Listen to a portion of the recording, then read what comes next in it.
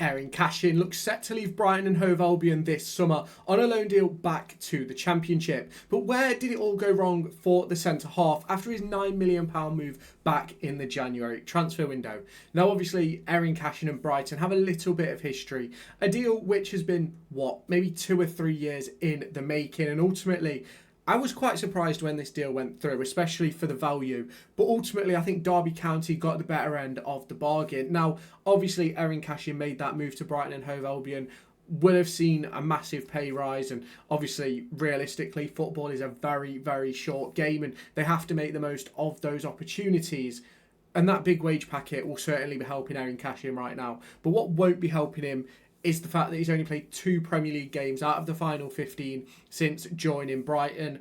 And Brighton looks set to be moving on from him this summer. I believe they've just signed a centre-back from Greece, and it looks as if Cashin will be heading out on loan in this summer window. Now, do you want to win yourself the brand new Derby County 2025-26 home shirt? Well, I'm here to give you an opportunity to do that. There will be a link down in the description where you can head on over to raffle.com to join a raffle where you can win the Derby County home shirt. Ticket prices start at just £1 with a range of different discounts available. You can buy 2 tickets, get 2 free, 5 tickets, get 5 free, 10 tickets, get 10 free, and 15 tickets to get 15 free. The intention with this is to give you guys the opportunity to win a Derby County shirt for less than the valued cost in the shop. So if you haven't done so already, head on down to the description, click on the link in the description, which will take you over to raffle.com, create yourself an account, answer the question, and join this raffle. The winner will be announced on August 1st at 6 p.m. as the transfer window begins to draw to a close. So if you haven't done so already, head on over there and get your tickets. There's lots of discussions that can be had around Eiran Cashin and about sort of where this sort of deal has sort of gone wrong for him. Now, a lot of people will have their own opinions, but for me, I never really, don't get me wrong, thought he was a brilliant player. Never really felt as if he was a Premier League defender, a Premier League centre-half. He's brilliant at reading the game, gets stuck in, isn't afraid to dive in. But again, that's one of the problems that I always found with his game as a Derby County fan. It's that he had no problem with jumping in, even when it wasn't the right thing to do. It cost us many goals last season, even the seasons before. And as much as Eiran Cashin coming through the academy, brilliant story, I actually think that Derby County, this is the first youngster we've maximised profit on since probably Jeff Hendrick, because I think he's probably, I'm not saying he's at the peak of his powers, I do believe he'll get better, but I don't ever think he'll be a proper Premier League defender, if that makes sense. I think he'll end up going on to be an international and be a top-end Championship defender, and will probably end up moving back to Derby County, similar to that of Matt Clark. But I just don't think that he is, I don't think he's got the speed for the Premier League, in complete honesty. And realistically, as much as he's brilliant on a diag, I just don't quite see the ability there. Now, should he come back to Derby County? Could he come back to Derby County in this summer window? Now, the obvious answer is yes. If he's available on loan, the facts are Derby County can make an offer and bring him back. Now, will John Eustace want to do that, or will he want to sort of move forward? I'm not entirely sure. Obviously, we have to remember John Eustace and Eiran Cashin never worked together. Cashin had moved on by this point before Eustace came in, obviously. And that sort of, realistically, I'm not expecting Cashin to return to Derby County. I'm not expecting Cashin to make the move to Derby in any sort of respects. I think he'll probably end up at a Middlesbrough or a Ipswich maybe, or one of those teams that is going to sort of be battling in the top half of the division as sort of a guarantee, pretty much. Wouldn't actually surprise me if he ended up at Bristol City, to be completely honest. But obviously, he's a very good player and he's signed a contract at Brighton until, I believe, 2030, which is obviously 5 more years to go. And it's one of those for me where whatever move he makes next, in regards to this loan move this summer, or maybe a permanent move later down the line, it has to be the right one. It has to be one that gives him the opportunity to play consistently, perform consistently, and actually show what he's truly capable of. Because I don't think he really got that chance at Brighton. obviously during the back end of the season, for whatever reason that is. Obviously, 2 games across the course of the final 15, for me, just it's not great, is it? It's very difficult. Now, if we go back to before Cashin had even made his debut, he nearly left Derby County on a free transfer. And I've said this a few times in the past, not just about Eiran Cashin, but other players.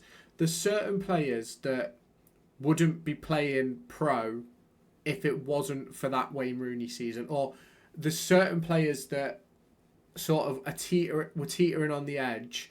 And Cashin, Festi, Ebosele were 2 of those players teetering on the edge of, were they going to make it, weren't they? And now I'm not saying that if they'd have dropped out of Derby, they wouldn't have got offers elsewhere. I'm not saying that. But you look at some of the players that have sort of been released from academies in recent years.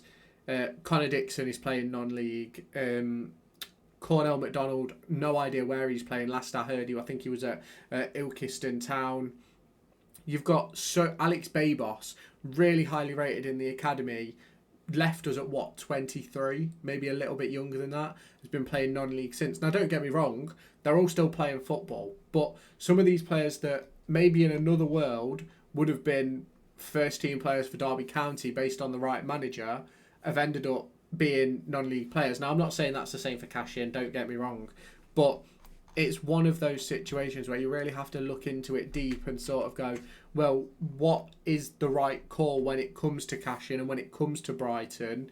Is it a championship loan to a league that he knows?